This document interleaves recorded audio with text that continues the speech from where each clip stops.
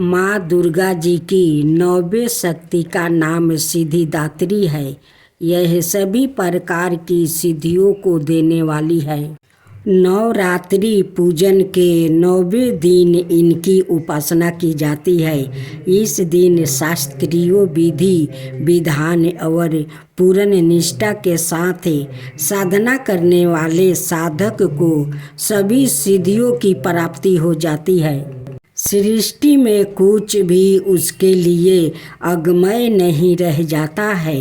ब्रह्मांड पर पूर्ण विजय प्राप्ति करने की सामर्थ्य उसमें आ जाती है। मार्कंड पुराण के अनुसार अनिमा, महिमा, गरिमा, लगिमा, प्राप्ति, परिकाय में स्थितवा और वसितवा, यह 8 सिद्धियों होती है। ब्रह्म पुराण में श्री कृष्ण जन्म खंड में यह संख्याएँ 18 बताई गई है। माँ सिद्धिदात्री भक्तों और साधकों को यह सभी सिद्धियाँ प्रदान करने में समर्थ है। देवी पुराण के अनुसार भगवान शिव ने इनकी कृपा से ही इन सिद्धियों को प्राप्ति किया था। इनकी अनुकंपा से ही भगवान शिव का आधा शरीर देवी का हुआ था। इसी कारण वो लोक में अर्धनारीश्वर नाम से प्रसिद्ध हुआ।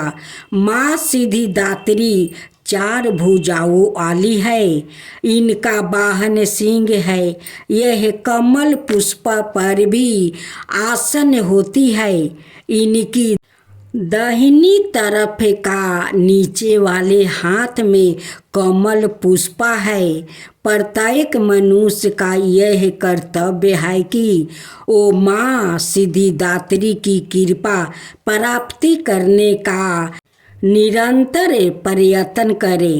इनकी आराधना की और अक्सर हो इनकी कृपा से अत्यंत दुख रूप संसार से निर्लिपित रह कर सारे सुखों का भोग करता हुआ वो मोक्ष को प्राप्ति कर सकता है। 9 दुर्गाओं में माँ सिद्धिदात्री अंतिम है। अन्य 8 दुर्गाओं की पूजा उपासना शास्त्रीय विधि विधान के अनुसार करते हुए भक्त दुर्गा पूजा के 9वें दिन इनकी उपासना में परिवर्तित होते हैं। इन सिद्धिदात्री माँ की उपासना पूर्ण कर लेने के बाद भक्तों और साधकों की लौकिक परलौकिक सभी प्रकार की मनोकामनाओं की पूर्ति हो जाती है। सिद्धिदात्री माँ का कृपा पात्र भक्त के भीतर कोई ऐसी कामना शेष बचती ही नहीं है जिसे वो पूर्ण करना चाहे। वो सभी सांसारिक इच्छाओं, आवश्यकताओं और अस्पीराओं से ऊपर उठकर मानसिक रूप से माँ भगवती के दिव्य लोक में विचरण करता हुआ उनके कृपा रस पीयूष का निरंतर पान करता हुआ विषय भोग शून्य हो जाता है। माँ भगवती का परम सानिध्य ही उसका स्वर हो जाता है। इस परम पद को पाने के बाद उसे अन्य किसी भी वस्तु की आवश्यकता नहीं रह जाती है।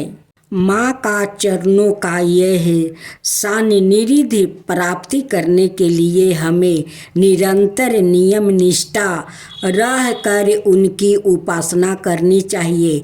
माँ भगवती का स्मरण ध्यान पूजन हमें इस संसार की अस्थिरता का बोध करते हुए मानसिक परम शांतिदायक अमृत पद की ओर ले जाने वाला है। इनकी आराधना से जातक को अनिमा लगिमा प्राप्ति परकाय में महिमा ईशितवा सबर कामा बस हिता दूर हो जाता है।